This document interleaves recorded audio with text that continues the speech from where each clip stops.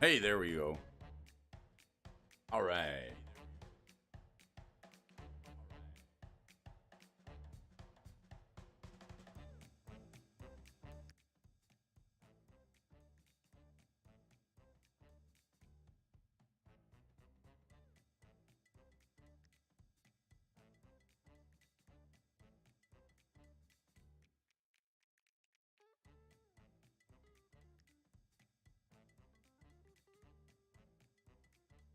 Askard Media. Morning. Nice to see you here this morning. You and me, folks, we're going to do the show. Thanks for joining me. It's the Bro. Had a little trouble this morning with the stream, but it's all right. We're online, if you know what I mean. Thanks for you folks for joining us. Do you like tracking the prices of Magic cards? Let me do it for you. I'm doing it each and every day here on the channel, Monday through Friday. And I got a question for you. What do you call a grumpy cow? Moody. All right. I don't know much about the Swiss flag, but I know it's a big plus. We've got some news articles for you folks here today on the stock desk and some interesting things coming down the pipe simply by way of Lord of the Rings spoilers. So join us here as we talk MTG. We talk a little bit of finance, we talk shop, we talk stocks. We're going to discuss a little bit of spoilers coming up from the Lord of the Rings. So why don't we just get into that here this morning for you folks? I want to give you guys a big shout out. Make sure to hit that like button. Let's go for 50 likes. 50 likes on this live stream here this morning. That would be amazing. Let's do it. Lord of the Rings teases the appearance of multiple characters. Here we go. Good morning, Brody. How you doing, dual brain? Any little brains yet? Do you think it's going to be another red day for Wall Street? You know, that's an interesting concept. Watching a few things yesterday and a lot of things down in multiple spaces. Pretty incredible to see. Yes. I do think it's going to be another red day. I think as we near the end of the month, things are going to get a little dicey while the world watches to see what's going to happen in the United States as far as raising the debt ceiling level. No secondary brain. Well, we wish you well. We hope things are going to be all right. And remember to say welcome to this wide, wide world from the Bro on the morning show. Another red day for Wall Street. Let's check out this car. Good morning, Sheik Rabia. Nice to see you. Thanks. We have a new subscriber.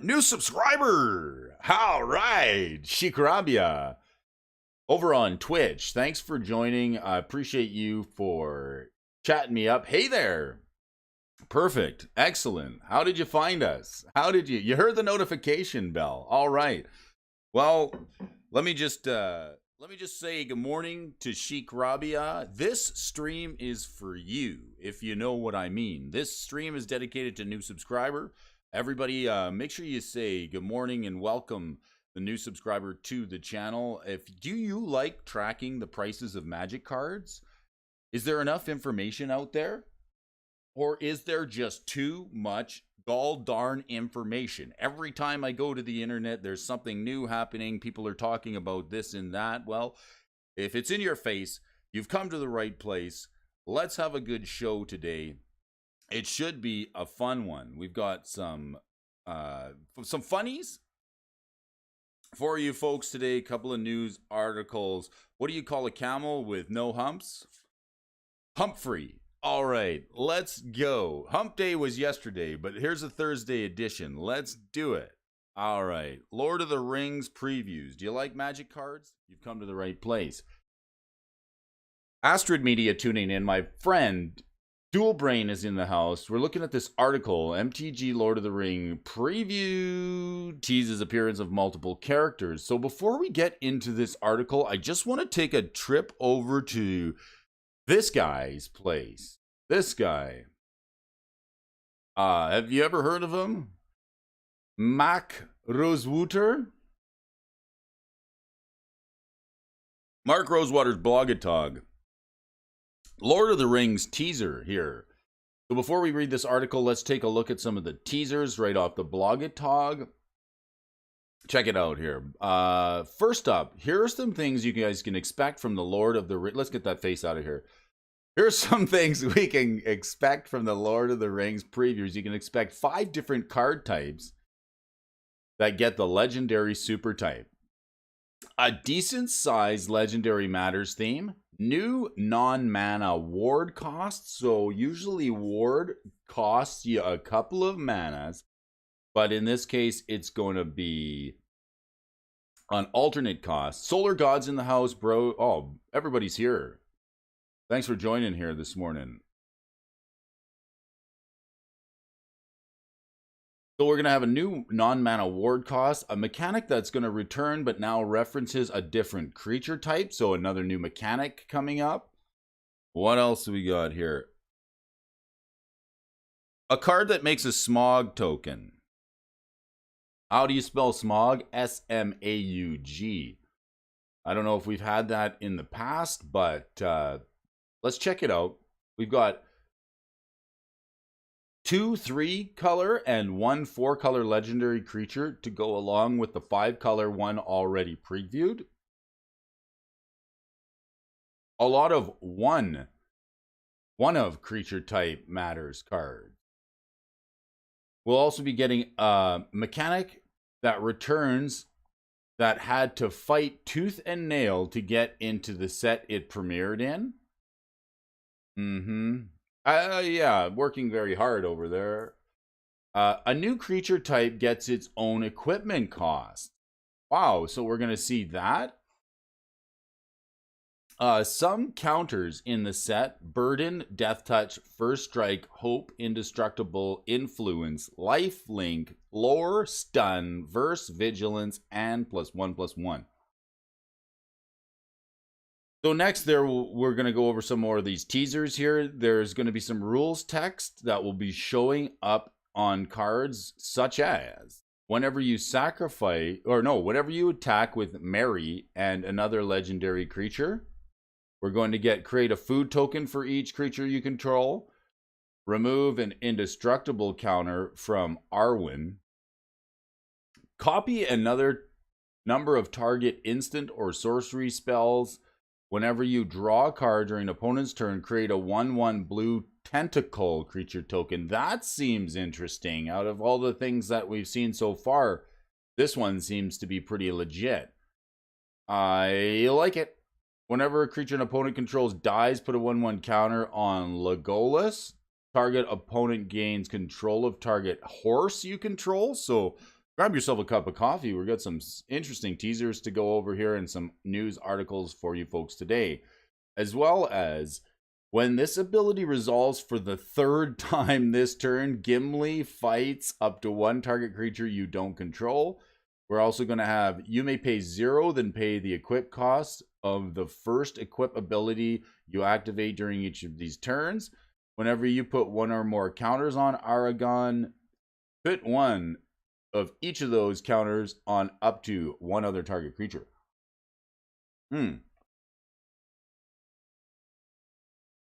Here's some legendary creature type lines in the set. Legendary creature, Avatar Demon, Bird Noble, Halfling Knight. See, this is the part that I found interesting. Halfling Knights. So, if you guys remember a while ago, how do you guys feel about the reboot of the Dungeons and Dragons Dungeon Master Guide that we had previewed and showed to us on the internet just a little while ago, wherein Wizards of the Coast or Hasbro was saying they were going to be removing the halfling creature type because it's not part of the culture that they would like to foster and promote.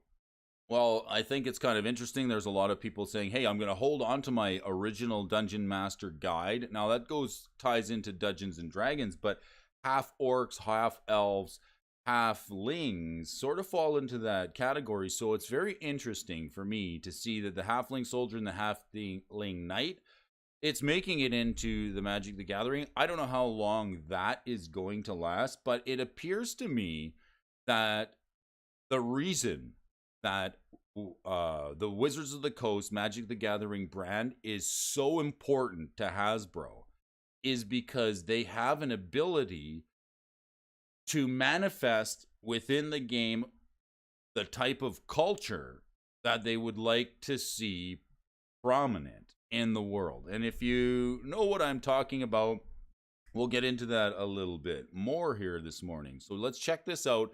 Magic the Gathering, it occurred to me just the other day, it's that the production of the type of culture in the world is largely controlled by social media, it's largely controlled by the internet, and it's largely influenced by card games such as this and games like Dungeons and Dragons. So seeing the halfling knight, isn't a halfling just a hobbit? I think it is.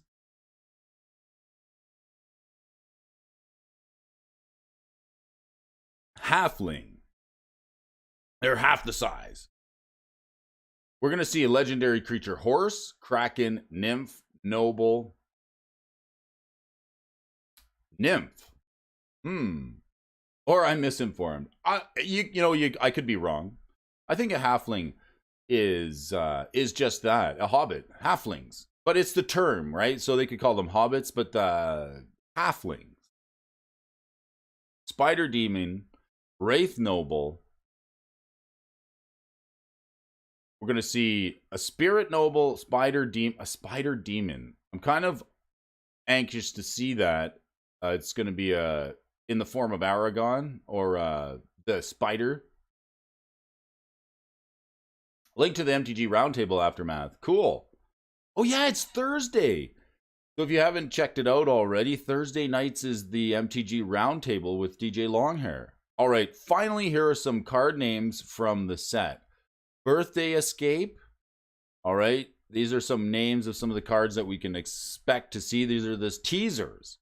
Before we get into this article, we're going to see Birthday Escape, Breaking of the Fellowship, Fear Fire Foes, Grond the Gatekeeper. Yes, and I believe that you're right, Astrid Media, that halfling is just a hobbit. But when you talk about Dungeons and Dragons, the halfling, half elf, half and half creature type is another IP and it's another game, and they're moving it out of the game. Have to keep it in this one because of just exactly what you mentioned, hobbits. Because of the hobbitses. Lambos. We want Lambos. Lambas. One ring to rule them all. Oliphant. Second breakfast. Thank goodness they put in second breakfast. I think halfling is a blanket term for many different race types. Murray Cooper's in the house. Maybe. I think you can have a halfling just about anything. All right. There and back again, and find out some of these cards and more in the Lord of the Rings Tales of Middle-earth debut on Tuesday over at the official channel. So this is the teasers, the official teasers. So let's get into this preview article here. Lord of the Rings preview teases the appearance of multiple characters. And in this article, we're going to check it out by Riley Woods. Let's make the screen a little bigger so we can read it, actually. I was squinting a little bit yesterday. The font was just too small. We had to reset some stuff, and it's causing a little bit of anxiety over here. But nevertheless, let's get into this here. Lord of the Rings teasers, if you please. Lord of the Rings Tales of Middle-earth is by far the biggest crossover that Magic the Gathering has ever attempted. Excitement for this set is high, and spoiler season starts next week, of course. Just because next week marks the start of the spoiler season does not mean that we haven't seen cards from the set already.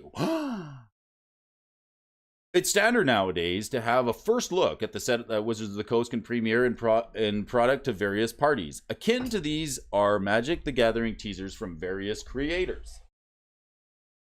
Also considered a tradition at this point is Mark Rosewater's teasers that we just read that released right before the beginning of the spoiler season. So we just went over some of the teasers for you folks who love the game and are expecting to see some interesting things therein. The teasers will outline some of the most interesting pieces of card text available in the upcoming set. Rosewater released his teaser for the Lord of the Rings set last night. These we just went over in brief, but we'll get into it a little bit more detail. Copy any number of instant and sorcery spells, particularly this MTG teaser is appearing in Rosewater's hints. And it's sure to get the attention of many EDH players. The amount of value presented in a copy and double effects when included in a shell that can already properly take advantage of them is absolutely ludicrous. The fork ability. We saw it here on this card at the advent of Magic the Gathering. This is an ABU card, the fork, the original copy spell. Good morning, Murray Cooper. Thanks for joining here this morning. I got my Brody Alphonso mug, courtesy of Murray Cooper. Coffee's tasting good. So first take on a card like this is that some form of a massive fork effect. Sometimes effects like this are seen as activated abilities on creatures. It could be a Gandalf effect maybe, but it's unlikely to be the static ability of a card like Lucky Clover. Oh yeah, if you remember the Lucky Clover, that thing was, I think it got banned. This is due to the target word found on this text, which suggests this is either a spell or an activated ability. Long story short, mana investment is likely needed at the time the spell is being cast. Either way, a huge amount of potential definitely here. It depends how much it's going to cost to copy that sucker. There's a mechanic that's returning but now references a different creature type. It's particular in this MTG teaser that we'll be discussing some unofficial text. If that's not your cup of tea, I suggest that you skip to the next section, otherwise consider this your spoiler warning. So, ironically, due to a leak that surfaced on Reddit, this one we already likely know what it's going to be, of course. Especially when recent events are taken into account. There's a chance that this leak is fake, but so to keep that in mind, for now we're going to go with the expected mechanic that fits the teaser, and it's the Amass Orcs mechanic. Seen on one of the cards spoiled is simply to amass the mechanic of the Orcs seen in the War of the Spark, similar to that set. Instead of creating zombies, this mechanic creates Orcs. Honestly, this seems like a very on flavor for Mordor, so this would be a welcome mechanic, so it should prove to be true. There'll be a card that makes a Smog creature token. So let's see what we got here. Anger Collections. More of it later. Astrid. Anger hyped up Aftermath so well, I'm sold. I love the Ragavans that you're pulling out of it. You made me laugh yesterday when you were pulling those Ragavans. Mono Ragavans, one in every pack. All right, there's a creature that makes a Smog creature token. Many comments over Reddit anticipate that this MTG teaser may be alluding to a saga, potentially representing the story of The Hobbit. Players hope to use the Smog token and will be something impressive gameplay-wise. I bet the Smog creature token is created from a saga. It could be from here and there and back again, perhaps. The one thing that is in this teaser that does confirm, however, is that there will be some references to The Hobbit in the upcoming Tales of Middle-earth set. Because this set is focused on the Lord of the Rings in particular, many players are not anticipating that The Hobbit would get any mentions. Regardless of where the Smog appears in the main set, this is a welcome surprise. Also mentioned in Rosewater's teaser is a card named There and Back Again. It will also appear in the set. This could be the name of the saga that creates the Smog token, which also happens to be the name of the book that Bilbo wrote depicting the adventure and the experience of the result of the Hobbit events. So we see some speculation here that this is going to really follow the movie. Alternatively, some players expect this to be a reference to something within the Lord of the Rings events as well. Target opponent gains control of target horse you control. A horse is a horse, of course, of course. Let's check it out.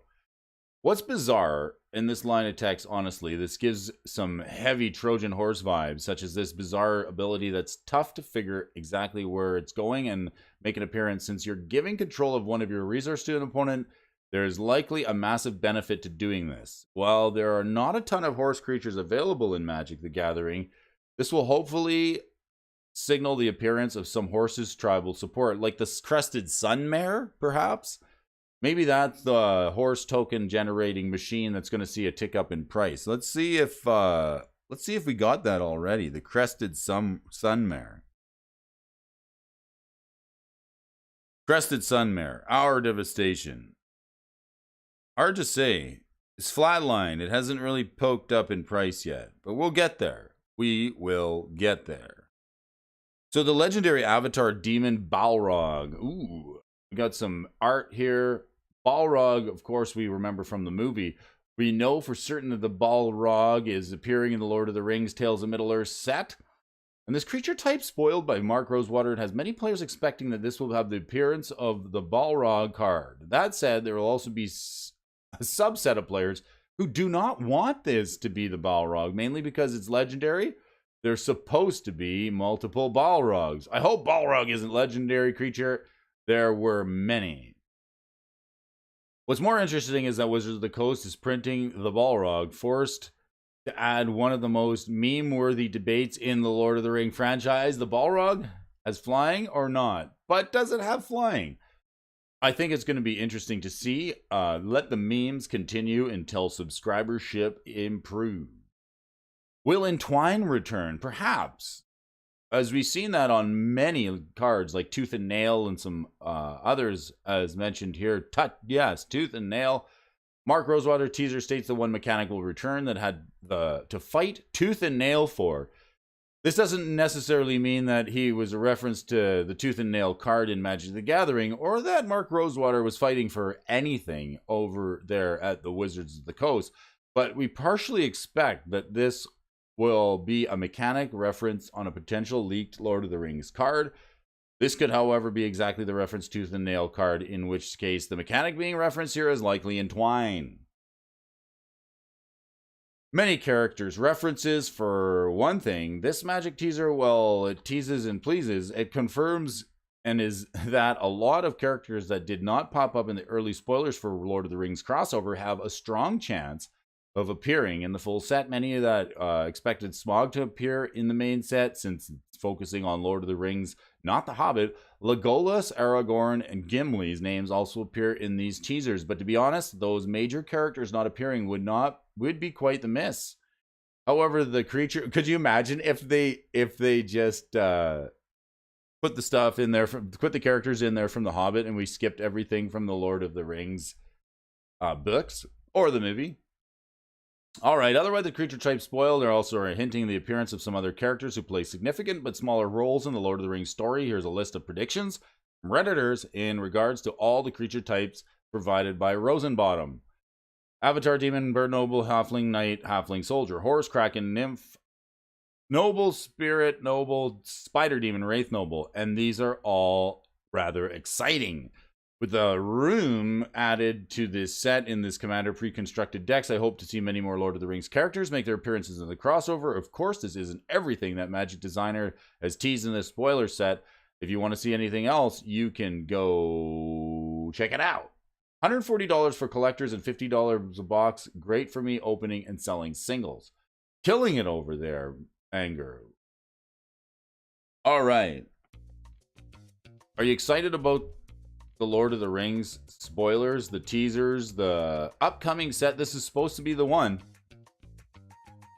This is supposed to be the one that makes everything all better. This is the one that's going to put Wizard pow over the top, right?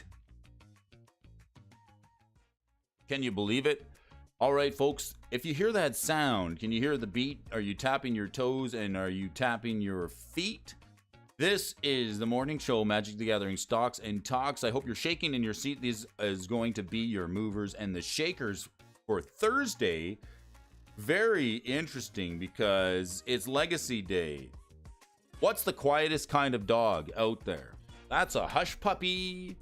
But we can't hush up about these puppies. These cards on the movers and the shakers list are... they're like pirates. They just are great.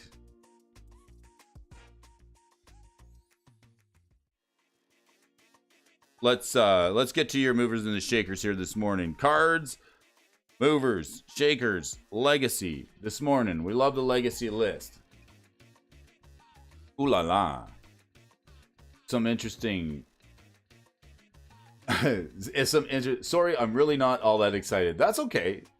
I like your opinion. This is the place to share it. If you got an opinion about upcoming sets, if you're excited, this is meant to break into the culture of the Lord of the Rings, right? These spoilers, this is like Wizards of the Coast cracking into new player bases, or just consumer bases, rather. I don't think they care whether people are going to play the cards. They just want people to buy them.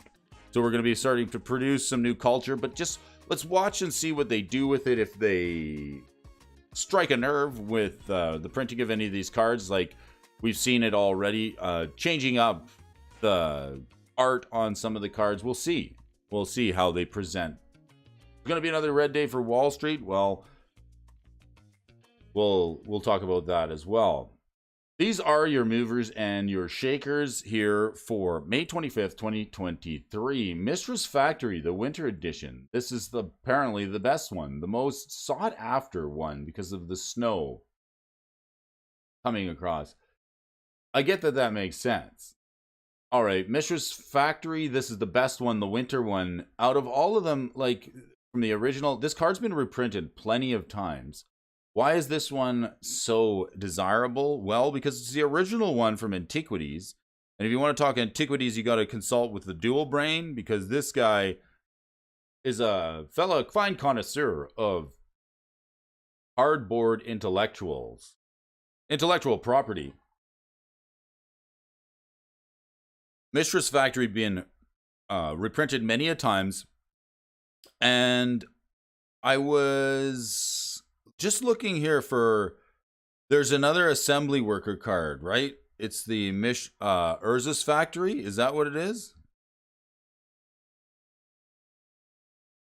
Yes, Urza's Factory, perhaps. Created 2/2 a colorless assembly worker token. So I was expecting a little more out of the most recent Brothers War set. What's the one from Brothers War that also... Urza's Workshop, maybe that's the one. I was expecting this to be a little bit more of a bomb. Nope, it's not that one. But there's another... the name eludes me for the moment. But there's another card from the Brothers War that creates a 2/2 assembly worker. I would have thought...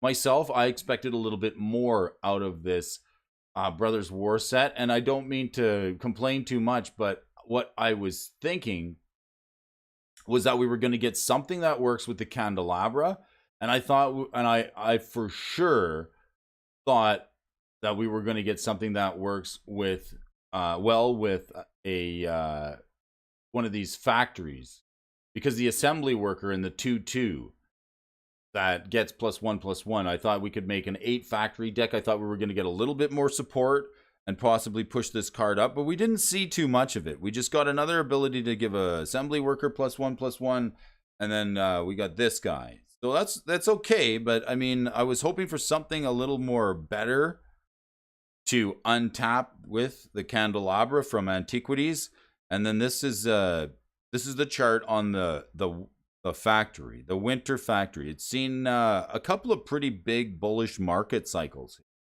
We're talking market cycles this week and next week here on the show. Look at this sucker. It's taken a bump up in price all the way to just about $1,000. Hit its head off that ceiling level here. And like a few times, this card has spiked just about to near $1,000 mark. And it's because it's the most sought after original from Antiquities. Now, if you want to get a different version of it, you can also get the summer. The interesting part about this card is we've got the summer version, and I think it's because the art is so good. It's by Kaya and Phil Folio. my favorite artists in the game of Magic the Gathering, giving us that comic book feel. So here's the pricing for the antiquities. Fall, spring, winter, summer. So the cheapest one is the spring one, this one. And not a bad printing.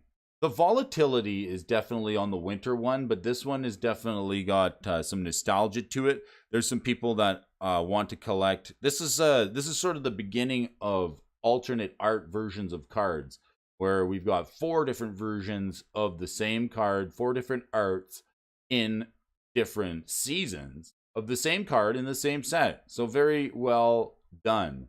This, of course, being the most expensive one. I just want to take a look and see what the chart looks like for the cheapest one. That's the spring one.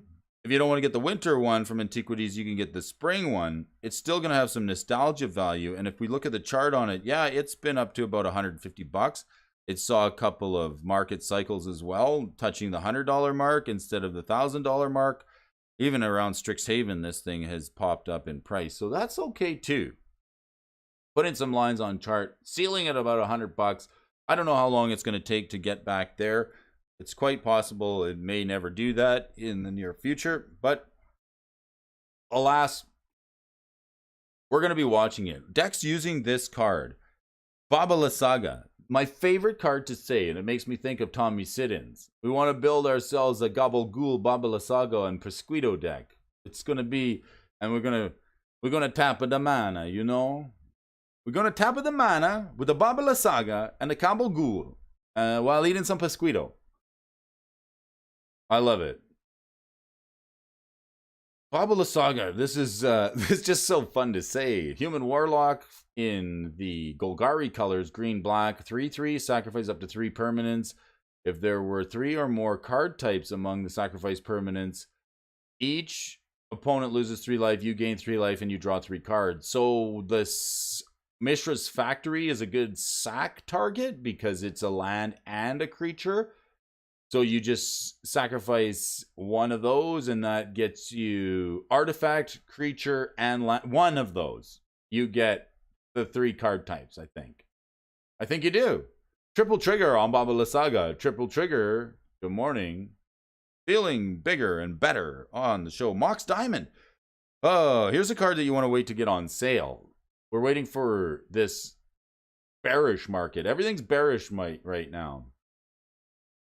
Mox Diamond, I remember picking these up for just about $200 to round out my playset. They went on sale the last time there was a super high-end sale, and Brody's been talking about this for a long time. You will know, like, the canary is in the coal mine when I see foot-to-face games printing, advertising their super high-end sale. That's where we get like 30, 40, 50% off of super high-end singles, and cards like this will probably go on sale. Now, I don't see that happening until perhaps November, but we did get a Finer Things sale with up to 15% off some of the high-end cards.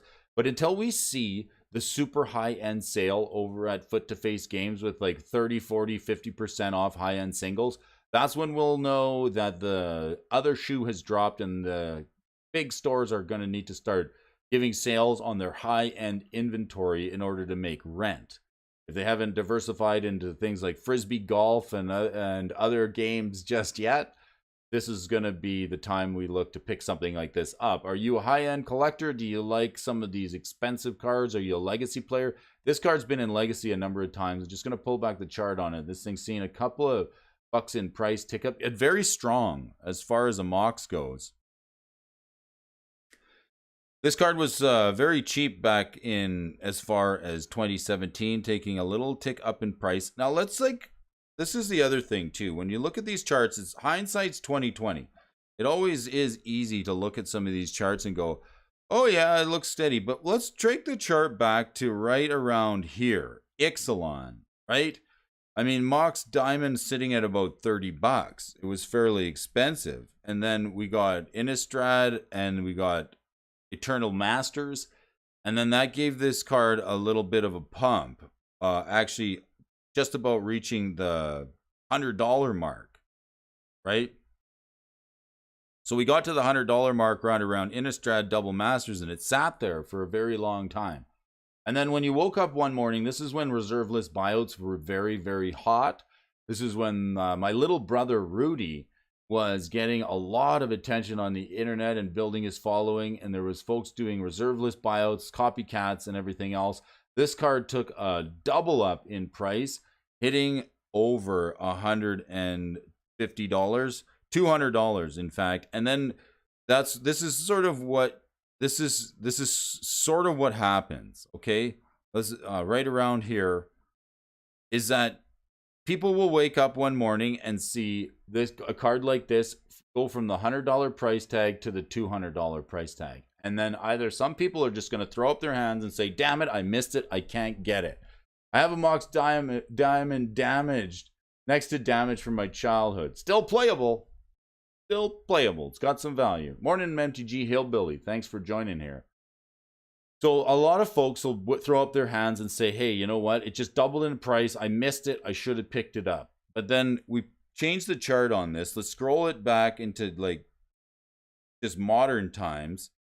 And then you see that this thing has just kept on going, right? So if you think like perhaps that the Mox Diamond is out of reach now, that would have been the exact same feeling that folks would have had right around here in Ixalan and when it doubled in price again in Dominaria. Now this thing is seeing like a $600 price tag and it's just been holding there. This is like the diamond hands, a few folks holding onto this card long-term thinking it's never going to go down. But I would say this card is due, like it hasn't really had a market cycle. Remember, we've been talking about market cycles.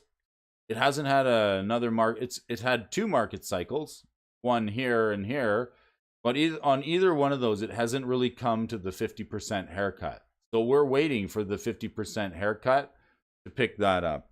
If you haven't got a haircut yet, if you haven't got a playset or one yet, I would wait for this sucker to come on sale. It's going to be a good time to buy it closer to November when we see the super high-end sales start to hit the board. It's going to be a very interesting year. At the end of this month, we got another 5 to 7 days before the United States either chooses to increase the debt ceiling level or increase taxes. And if people get more tax on their dollars, we're already seeing a lot of tax here up in Canada.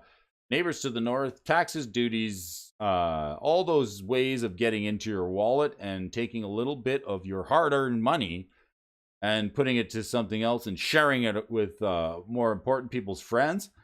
I'm not all that happy about it. Here in Canada, we're all struggling with the highest debt load in the world, but it's going to really.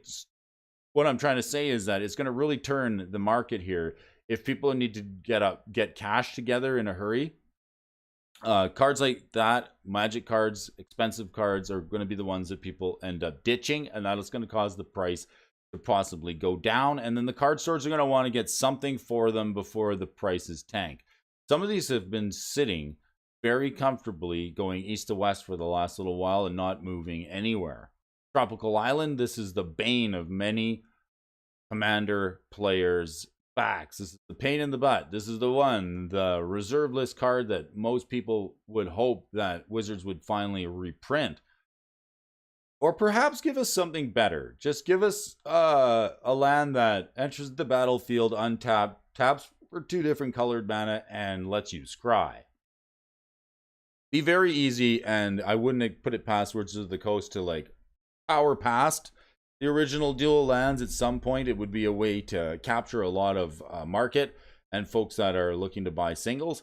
This one's been drifting down in price for quite a while. I think it's actually just softly landing. All right, where are we at here? The $200-300 mark, then up to $400-500. Bouncing back at around Ikoria and Double Masters. Tropical Island saw the $500 chart and a spike up to 1,000. And I think this is when Kaldheim released and folks were thinking that the good times were going to go on forever. Now softly, slowly, sleepily, just drifting casually and coolly off and down and to the right, finding a soft place, spreading its wings and looking for an easy and comfortable place to land. Perhaps a foggy field or a nice meadow or or a pillow to land on. This card's been drifting down east-west for quite some time now, looking for some support in the lower levels. We'll see if we're going to get it. Of course, the legacy players here today will understand this card is good in Commander, it's good in Vintage, it's good in Old School, and it's got multiple eternal formats, and that's where I'm building my decks. Eternal formats that don't rotate. I'm not really sold on buying into the standard rotation of 3 years. I'm going to pour myself another cup of coffee here because it's a good time. It's a good time to do it. All right, here's a card that I need for the collection. Coming fourth off the top is this one, All Hallows Eve. Boy, this is the reason. There's several reasons I want this card. Reason number uno. It's on the reserve list and Brody's out to catch at least. We're playing a little bit of Pokemon with the reserve list. I want to catch at least one of every card on the reserve list, and this one has eluded me for a long time. I overlooked it many, many times, and maybe regrettably so, but I'd like to think that I filled up other slots in the collection and just been waiting for the time to pick this up. If you know anything about reserve list collecting, it's tough because when you spend your funds and your hard-earned bucks on one card, something else goes up that you had your eye on. So it's really an exercise in predictability and trying to pick up reserve list cards. This card, it's sort of like the original, I would say it's the original Living End, right? The mana cost is similar. It says you exile it with 2 scream counters on it. At the beginning of your upkeep, if it's exiled with a scream counter on it, remove a counter. If there's no counters on it, you put it into your graveyard, and then each player returns all cards from their graveyard into the battlefield. So Living End, it's like the original Living End. What's the suspend on the end of the Living End, my friend? Living End is suspend 3. So Living End is strictly a worse version of All Hallows Eve. But if you want to play a deck like a Living End deck, let's see decks using it. Living End, right? 5-color Living End, modern. That's definitely a deck. If you want to play a Living End deck in an Eternal format, this would be the way to do it. It's also worth noting this has got the Christopher Rush art on it. Some the greatest art in the game, if you ask my opinion. This card has been sort of just trending east to west for a couple market cycles. Gone through a couple of market cycles, actually 3. One here. Clear that out. One here around Kaladesh, and probably not a super sought after card. And then again here, rounding out about Battle Bond, and then around Zendikar to Strixhaven. This is really when Brody was like, oh, I missed the boat on this. So we got like 3 market cycles where, how predictability, how far down this is, if you can see a repeating pattern here. How far down is it going to go on this end? Well, we're in kind of different times than we were back here. All right. We were in slightly different times than we were in and around Ixalan and Kaladesh for that matter. We're in slightly different times. This taking like, what is this, like a 100% or 150% increase and then 100% and then a 50% haircut. This one still hasn't had the haircut. We're all waiting for the reserve list and the high-end singles to take that 50% haircut. And it could take a little while, but I'd like to see it more around this price point. Carcinogen, how you doing? I noticed you picked up yourself a copy of the Guardian Beast. Very jelly. Tomato jelly sandwich. That's right, I like tomato and jelly. What can I say? Throw a couple onions on there. It's a good time. Chef kiss. All right, if I piqued your interest in breakfast this morning, the Urnum de Jin, very good card. All right, I like that Guardian Beast you got there. Macaroni and gumballs on my pizza, some tomato jelly sandwiches with a slice of onions. This Urnum de Jin will definitely win you some games. If you're trying to play old school, I was talking to somebody like perhaps Benson yesterday. I was talking to Benson. Benson's like, I think I want to build an old school deck. If you want to build an old school deck, here's what you do. That Curd Ape, you take that Curd Ape, right? You get yourself some gruel. And now, when I'm talking about some gruel, I don't mean like a bowl of gruel that you eat with a spoon in the morning, like Mama used to make. We're talking about gruel, red, green. Play yourself some Ernum de Gins. They're cheap. You can get them from Chronicles. You can get some very cheap editions of it. As long as it has the original art on it, it's good to go. This one, not so good. This one, nope. Chronicles, good to go. In old school, it's got the original art on it. You can play it. So we want if you want to build a budget Ernum de Gin deck, get yourself some Ernum de Gins, some Curd Apes, get yourself some 2/3s, and then get yourself some Armageddons and play Ernumgeddon. It's Gazban, Ogre, Ernum de Gin. It's a good way to start out. It's fun. It's easy. You can actually win games. I've lost to Ernumgeddon before. You can just ramp out a bunch of Ernies, and then it's only 4 mana. You can get out your Ernies earlier, and then they give Forest Walks. Let's read the card.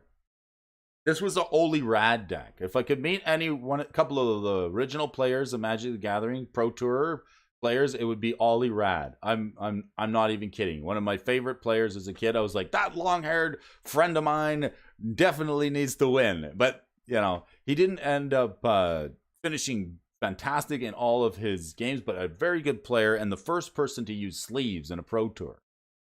So Ernum de Gin, and he pioneered the Ernum de Gin deck, the Ernumgeddon deck. It's a decent deck. So at the beginning of your upkeep, you target non-wall creature your opponent controlled gains Forest Walk. So you get this 4/5 for 4 mana, but then you got to give your opponent something with Forest Walk. No problem if you're playing Armageddon, then you just blow up the board. Hopefully you've got the biggest creature on the battlefield, and then nothing of theirs gets Forest Walk, and then you start clocking them in the face for 4. Throw the Giant Growth on there, maybe some Berserk. Give it some trampolines, and you're good to go. Ernum de Gin, Guardian Beast. Here you go, Carcinogen. That was a good trade. Did you trade for that? Hello? Hello? That was a good trade. You did. You son of a gun. You traded for that. Oh, I'm even more tomato jelly. Guardian Beast. And again, this one in All Hallows Eve has eluded me to the ends of the earth. I need this fuzzy little 4-legged fur monster in my collection. He's so cool. Seeing it tick up in price, it's $916. This card's from Arabian Nights. It's on the reserve list. It's never been reprinted again. It's a 2/4. It's got the same mana cost as the Ernum de Gin, but in black. It's 1 black and 3. So a really good card, easy to cast. It's a beast in the creature type, so it gets the beast tribal. Beastie boy. Beastie Boys will be coming. I'm a big fan of the Beastie Boys. All right. As long as Guardian Beast is untapped, non-creature artifacts you control can't be enchanted. They have indestructible, and other players can't gain control of them. This effect doesn't remove any auras already attached to those artifacts. Man, is this thing good. Especially in Commander. It's definitely a card that you want to try and get your hands on. Let's look at the chart on it and see where I'm at. It's like oh yeah, this sucker's been as high as $1750. Now it's down to $790. And I've been putting a buy list. If you folks have been watching the show, this thing was $200-300, then around $5, and then it's like, feeling like I'm missing a lot of volatility around this card. If you want to talk about volatility, some people love volatility. Like Astrid Media was saying, you think it's going to be a red day in the stock market. Some people like these red days when you have this ups and downs. Look at the volatility on this.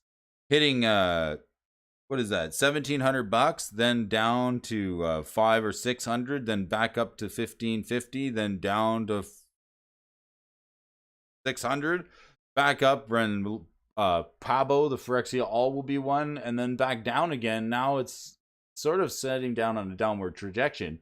But in the stock market, volatility like this is where a lot of day traders make money. If you're holding long term, it probably pulls at your heartstrings, but this might be a good time to pick up one of these cards. Definitely a spiker. This card is still good it's still good in Commander.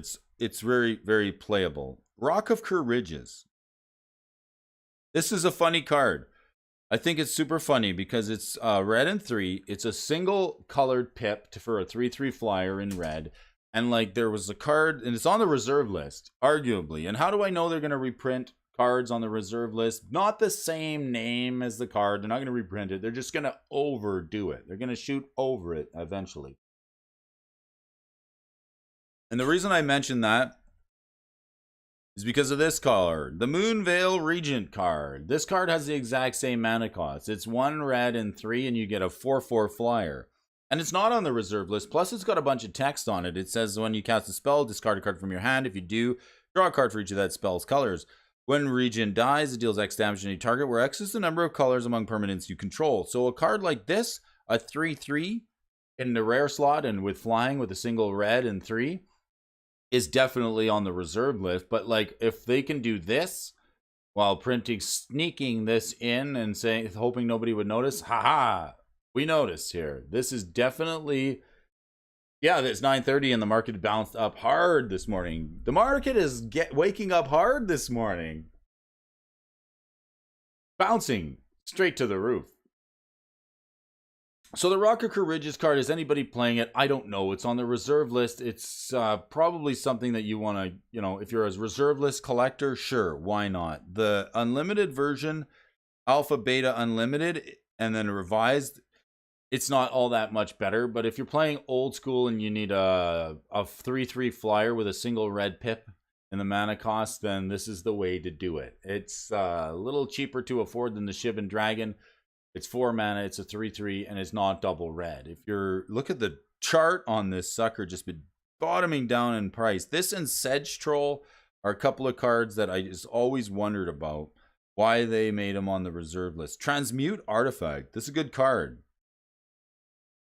Great card here. So you gotta cast a sorcery and sack an artifact, and then when you do, you search your library for an artifact card. If it's got a converted mana cost less than or equal to the sacrifice artifact's converted mana cost. Can we say Urza's Saga? Construct, perhaps? We can go get that. We can sack the Construct. We can go get a 0 mana artifact. We can go get a Mox of some kind. We can get a Chrome Mox. We can get a real expensive Mox. We can sack the Construct token off the Saga to go get our Moxen, Mana Rocks, or more, and ramp us. So that's like early game. You can also get the Mox Amber. You can get, if you do a 1 mana artifact, you can always get your combo pieces like Sensei's Divining Top. Maybe that's a card that you want to go and get. You want to play Urza and Divining Top and go through your entire library. Well, then this is the card that can help you get it. If you sack a artifact, you get to put it on the battlefield. If it's greater than X, where X is the difference, you get to pay X, where you get to pay the difference. So if you sack the Construct token, you can tap the Saga for 1 mana, so you get the mana, and then you can sack the token and go get a 1-drop. You can pay a little bit more into it and get something better. There's all kinds of ways to use this card. It's super good. It's even getting some love in Commander. Yes, the Urza Lured High. Oh, he's so high on himself. Urza is. What are we going to get? We can get the Walking Ballista. Maybe not. It's 0/0. Metalworker. Displacer kit. No. Where's the artifacts? Pact again. Pact. Well, this isn't the. Oh, yeah. Here we go. This side. You can go get your Mana Vault key, your Divining Top. There it is. You go get the Divining Top, and then you make infinite mana with the Isochron Scepter. Where's that one? Isochron Scepter. Here's the line of play. You got Urza Lord High as your T Freezy. He's playing something like this. Urza Lord High Artificer. You use the Transmute Artifact. You can go and get your Isochron Scepter, and then you can imprint the Dramatic Reversal on it. And then you can keep untapping your lands and making infinite manas with your artifact rocks, and then you can get your Divining Top, and then you can cycle cards off the top of your library and find whatever you need. Oh my god, work is really beginning to interfere with my Brody time. Isn't that a pain in the butt when that happens?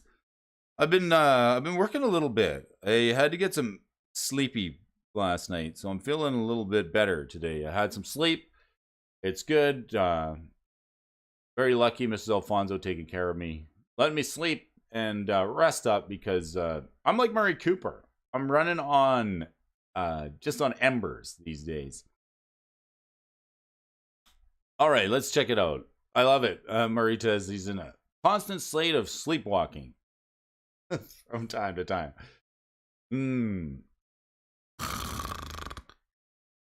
Oh, sorry. My narcolepsy had kicked in there just for a minute. Fell asleep. Look at the pyramids. Really cool. If you like your theory and your lore and your Joe Rogan, and if you're into pyramids and Egyptian theology, this is an interesting card because it's 6 mana, and it's definitely a cool card because it's got the pyramids on there. For one, it does some cool stuff. It's a 6 mana artifact, so if you animate it, it's big. It could pay 2 and prevent a land from being destroyed or remove an enchantment from any land. That includes your opponents. It's probably not all that playable, but perhaps in a commander artifact build where you're going to be making your artifacts into big creatures, this could be good.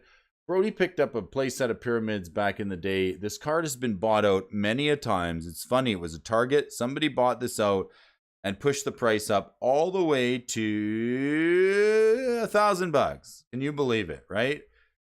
Right around Ixalan, the card was seeing some price manipulation too. People started buying this card out in silence. Yes, pyramids. Let's move the chart back. Right here. It hit the $200 mark around Ixalan. Reserve list buyouts. Yes, very popular around Ixalan. Nobody was talking about this card. Then it sort of turned into a bit of a hot commodity, hitting 4 or 5, all the way up to 1,000. But then I think people have finally realized that there's not really a player case for this card. Super situational. It doesn't really win you the game.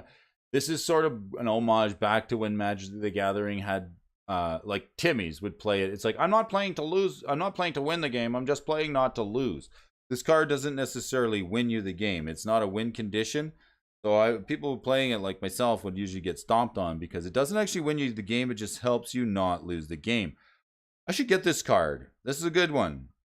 The Arabian Nights. Al-Hajjaj. Whenever it deals damage, you gain that much life. This thing has original lifelinker. It's really good. It's a wizard too. It's been errata. Got some epic art on it. This guy seems friendly. Wouldn't you like to buy something from him at the Bazaar of Baghdad, perhaps? A great card here with amazing art on it by Daniel Willich. Damian Willich giving us this card here. Let's take a look. Why is this card spiking? It's a wizard? Do we need any other reason? It's a life-linking wizard? Perhaps. Seen a couple of market cycles here. It really has. Couple of ticks up around Ixalan, and then again here around Strixhaven, hitting the $60 mark for this Arabian Nights card. Kind of expensive, and I wonder why. Any decks using it? Any use case for it? No decks found. Probably just because it's an Arabian Nights rare. For $52, you can own a piece of a Magic the Gathering history from Arabian Nights. This has got the same printout location as Bazaar of Baghdad or any other Arabian Nights rare. So why is it $50? Probably because it's undesirable. It's 3 mana for a 1/1. It's got lifelink on it. It's a wizard. It's not all terribly. My guess is that Arabian Nights rare is expensive due to rarity alone. Pentalio, you're getting yourself a ding, ding, ding. Exactly. Krakening Games. It would be good in Tron. What's Krakening, my man? I'm glad you joined us. We're welcoming. Let's just talk to the Krakening for a second here. Okay, so we got Sheik Rabia joining us, new subscriber, new follower. The Krakening Games, thank you for joining us here this morning. We appreciate your viewership. Run into the fellow on Twitter. Don't worry. Pleasant Jabroni has blocked more people than you can shake a stick at for absolutely anything. If you say anything to disagree with that fella, blocked right now, right fast. So don't take it personally. You're doing some work out there. I love it. Take your shots when you can. Join the conversation and be a man. No, I'm enjoying the memes and everything. Let the memes continue. The memes will continue until subscribership improves. It's a good time, folks. I got a very special news article for you here this morning. Do you like tracking the prices of Magic cards? Is there enough information out there, or is there perhaps just too much gall darn information? Let's do it. We're going to do it for you. I got a news article here from the stock desk to share with you. Krakening Games and Sheik Rabia.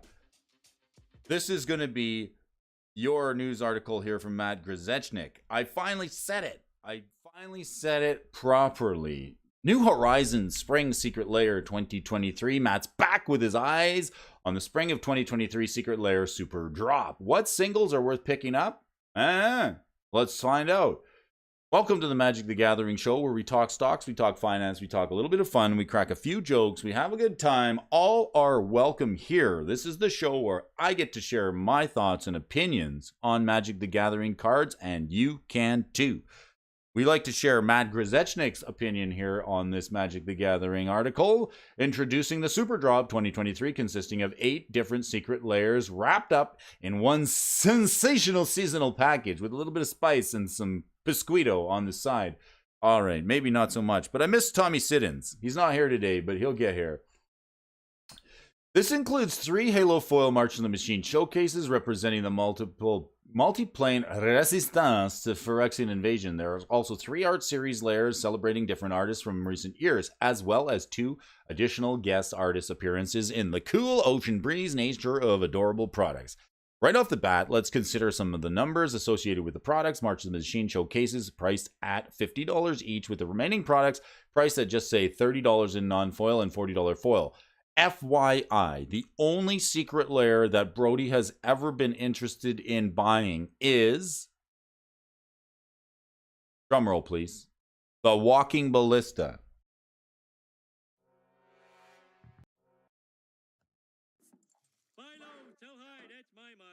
I may just quit my job at the power plant and become a full-time stock market guy. Right? Prime 406, let's quit our jobs at the power plant. We'll become full-time stock market Magic the Gathering buy tradey guys. Right off the bat, we're considering that if you're looking for a specific bundle of foil cards and an alternate art, the Halo Foil showcases are a great save, cutting the combined cost of regular foils by 22 to 50% range. Here comes Volume 2, including Hager, the Stillwind. Creature Human Ninja? The lair is cheap. Don't get the foils. I know, right? The only one I want to get is the Walking Ballista. That's the only one I want, because it's the only way to get it. And it's got that cool... I think that one would be a good investment long term, because Ballista still sees play in Vintage, Old School, and all these other formats. Legacy Commander. Ballista is such a good card. I mean, they couldn't have picked a better target. Put in a secret layer, gall darn it. I think it's cheap.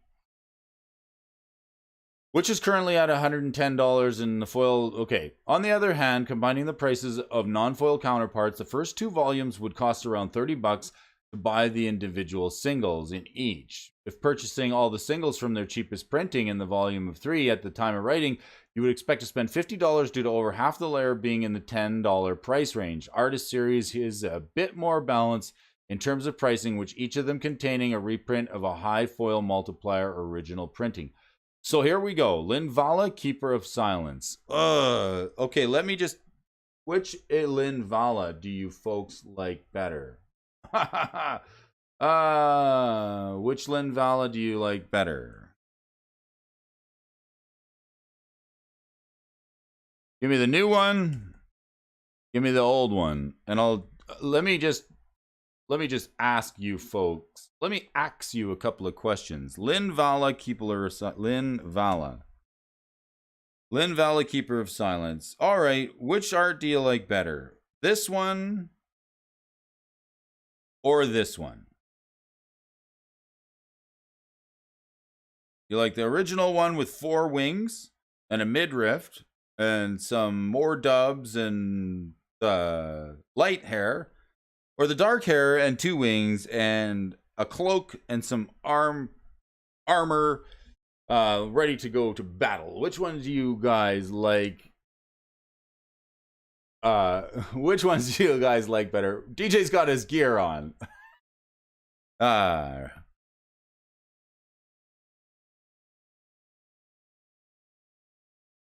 to say, right? Is it even hard to say? Subscribe and stuff. Here's a link to join us tonight. Oh yeah, today is the round table this evening. So if you guys want some really good round table discussion on the state of the game in Magic the Gathering, make sure you guys check out Mr. GJ Longhair's MTG Roundtable. Might be able to make an appearance tonight. It's hard to say. We'll see what goes if I can clear my schedule. That would be awesome. I love joining you folks over there when I can. So let's get back to, let's not be silent anymore. Like this Linvala Keeper of Silent. Let's talk about it. Silence piques the curiosity, originally printed in Rise of Eldrazi, holding slowly increase of price at the $21 mark. The card has been reprinted twice before, Modern Masters 2017 and Jumpstart. While the average price is similar, the two previous foil versions of the card have wildly different prices. The new Modern Masters 2017 holds a $60 price in foil, whereas the original printing is miles ahead at $271. Holy, what the, what? Rise of the Eldrazi foil, this one. This is $271. Probably worth every penny, if you ask me. Why not? Now, with a new reprint in each version, the prices of the originals look to be holding strong. I wonder why that is. Could it be that the art on the new one is not as favorable as the old one? Could be. Could be perhaps that we've been using artists to move the culture into a little bit more of a place where, you know, we don't show certain types of art anymore. I don't know. You let me folks know. Vote with your mouse. The prices of the original holding strong while the secret layer art is going through some adjustments. Oh, the secret layer art is going through its adjustment. That's what we call it. Presenting a slow downward trend before the cards begin to circulate in the market. Could it be that people think this card is ugly and this one is nice? I think that's probably, I'm just going to come out here and say it. Looking a bit closer at the graphical price, Linvala is also one of the only cards that have been recently reprinted and increased in value. All other cards will be covered later and have begun to show a negative trend once their reprints have become public. Wizards has also provided with a slight upgrade from the form of a team-up of Drana Linvalia and can be picked up at just $1.50. Misdirection in Halo Foil. All right. Let's check it out. Misdirection is one of the only 18 cards not... Hit the like button, please. If you guys are chatting, just reach over there just a little bit. Smash that like button. Let's go. We need like 50, 60 likes on this video. Because the Google Alcapella group is, you know, it's not circulating the way it should be this day because we don't include certain types of crazy content. All right, let's get it out there. Misdirection Halo Foil is one of the 18 other cards, not including the unsets, that change the target of a spell with another one.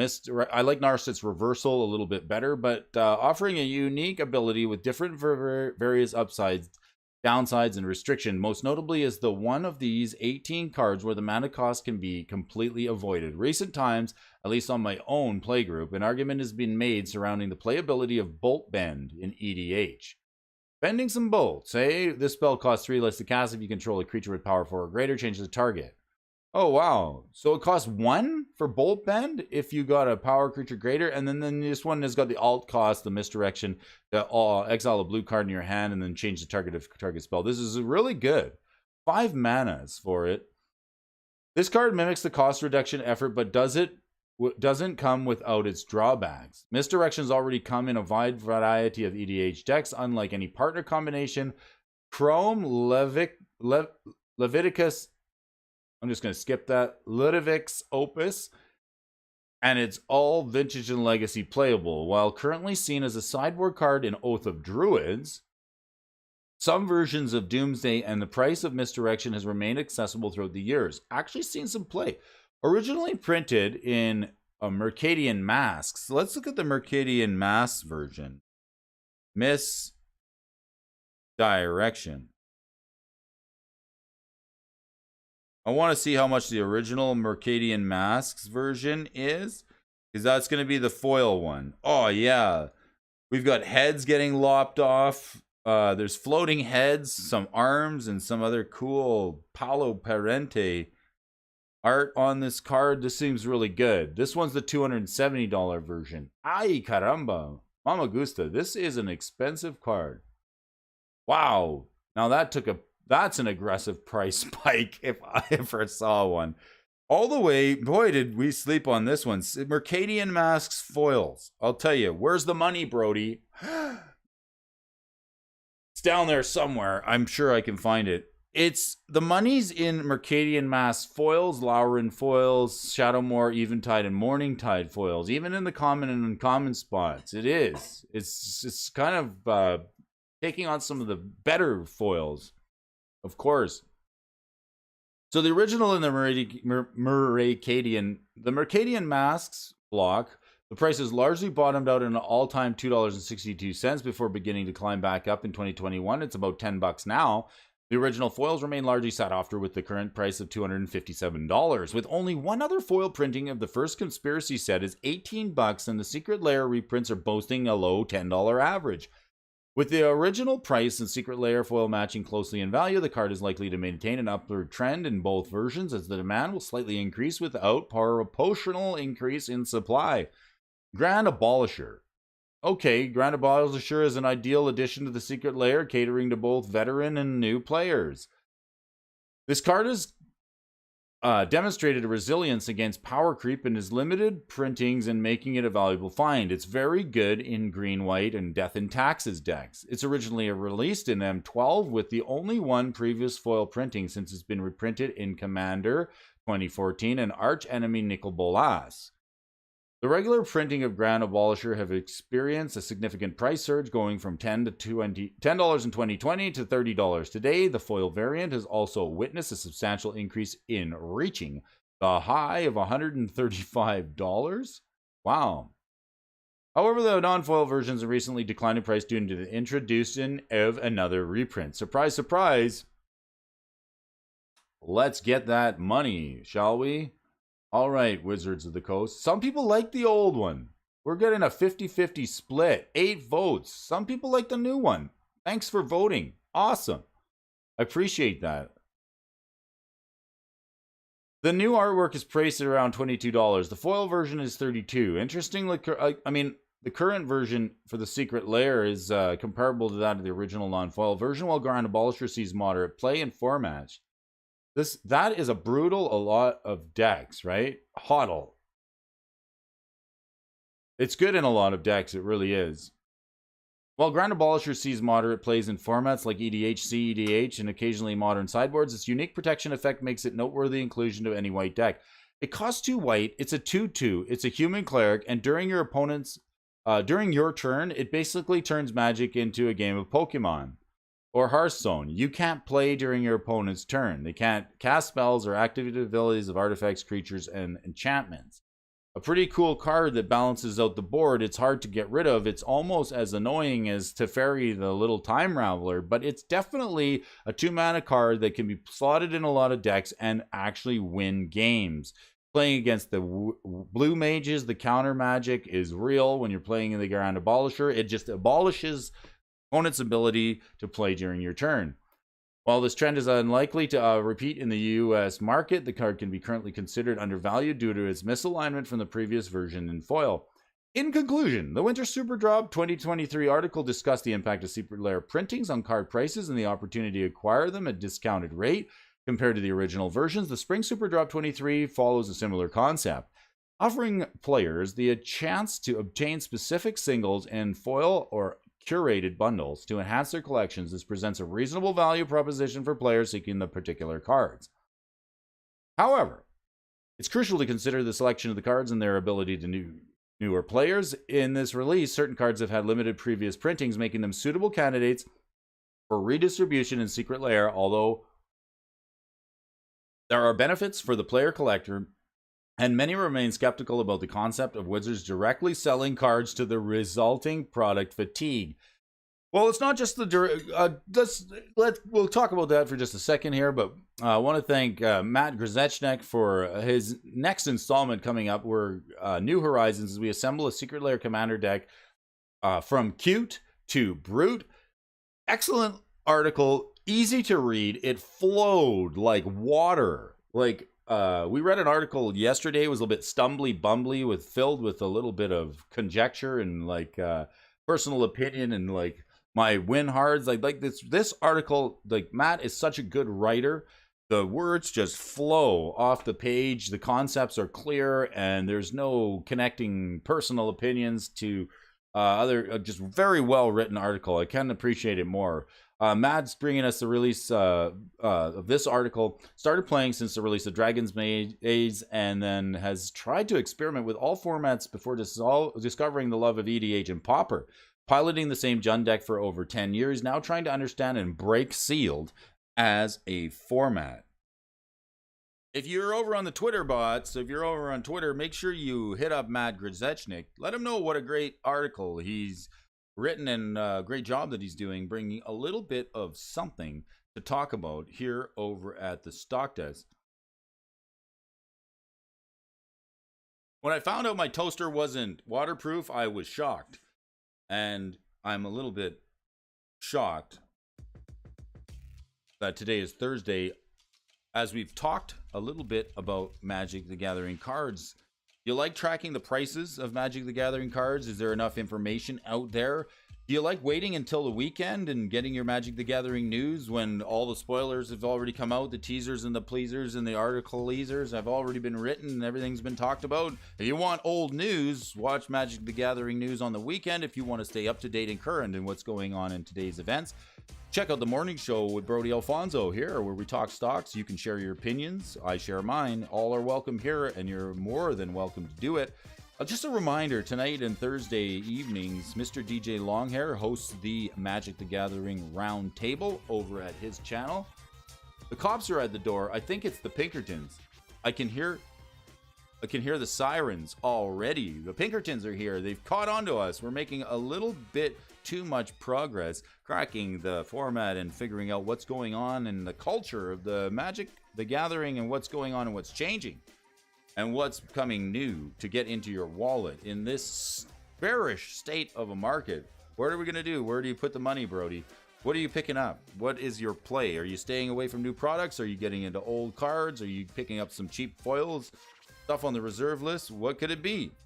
What dog keeps the best time? That's a watchdog. All right. Thanks for tuning in, folks. This is the morning show. We're going to do it again tomorrow. It's Thursday. Spread a little peace, love, and happiness. Maybe some chuckles. Have a good time out there. Take care of one another, and we'll talk to you all again soon. I'm Brody Alfonso. Thanks for tuning in. Please hit the smashy, the likey, subscribey button. It helps the channel grow, and it lets folks know that you are watching, and we can help the algorithm pick up the show and gain more viewership. The highest quality viewers in the world, the 315 of you amazing subscribers: Astrid Media, Benson, Mr. DJ Longhair, Prime 406 Games, Shikrabia, The Krakening, Mr. Ed, the Dual Brain. We're all thinking of you, waiting for you to give us some news about the new Dual Brainlet coming into the world. So peace, love, and we'll talk to you again tomorrow.